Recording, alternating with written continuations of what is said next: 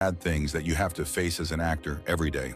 He felt that this self-centered attitude had not only weakened the masculinity of male leads, but had also negatively impacted the quality and number of films being made. So let's explain everything. So recently, Robert Duvall revealed inside information. In a series of candid interviews, legendary actor Robert Duvall, known for his iconic roles in films like The Godfather and Apocalypse Now, has shed light on the factors he believes have led to Hollywood's decline. With over 6 decades of experience in the industry, Duvall's insights offer a unique perspective on the changes he's witnessed and the issues plaguing modern filmmaking. Well, I think everybody did it for money. I mean, why wait 15 years to do a sequel or whatever you call the third one? You know, and they waited that long, so obviously it must be for money, because why wait that long? This focus on directing. I mean, I say start from zero, and you can end with zero. Let the process take you to the result. Don't end with the result. So, you know, just like we're talking now, talking and listening, this simple. People say, well, we'll try it. It's not necessarily easy to be like this when the camera rolls, you know. To have this type of healthy irreverence. This philosophy, which prioritizes genuine performances over manufactured emotions, is something Duvall feels is lacking in much of modern Hollywood productions. He believes that the increasing influence of politics and political correctness in the industry has been detrimental to genuine storytelling. Duvall also made fun of the Hollywood industry and revealed how unprofessional and unfair Hollywood's selection process of actors has become. He also revealed what is the worst thing about being a successful actor in Hollywood and what are very bad things that you have to face as an actor every day.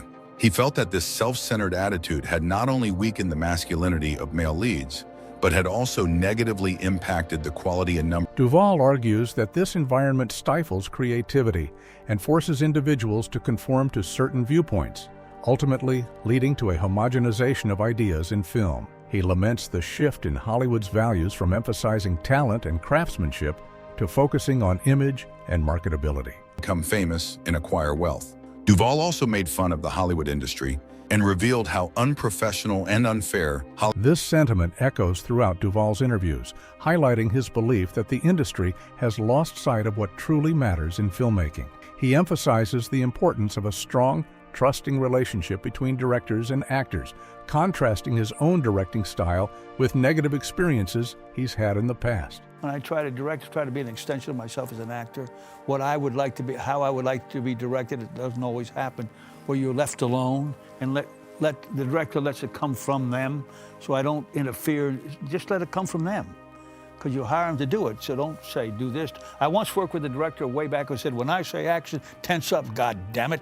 Now that's the worst thing you could say. This approach, which values the actor's instinct, Duvall also reflects on how the nature of stardom and celebrity has changed in Hollywood. Some disturbing things that are going on with Hollywood celebrities after they become famous and acquire wealth. Duvall also made fun of the Hollywood industry and revealed how This observation suggests that the focus on individual stardom and self-promotion has come at the expense of ensemble performances and collaborative filmmaking. Despite the industry's claims of promoting diversity, Duvall sees a homogenization of ideas and perspectives in Hollywood. His wife, Luciana, offers a contrasting view of America's cultural diversity. You know, so being able to be in Utah and experience that exchange, or come to LA or go to Miami or any place and have this diversity of people, I have great joy, I can't tell you. And to have that exposure, I think only in America I have had that opportunity. This appreciation for genuine diversity in American culture stands in contrast to what Duvall perceives as a superficial approach to diversity in Hollywood productions. Throughout his career, Duvall has emphasized the importance of authenticity in performances and character development. He reflects on his approach to playing complex characters. Well, it's all percentages. 80% asshole, 20% a good guy, the next day it may reverse itself. You know what I'm saying? But you know, I haven't just played Western. One of my favorite parts I've ever played is when I played Joseph Stalin.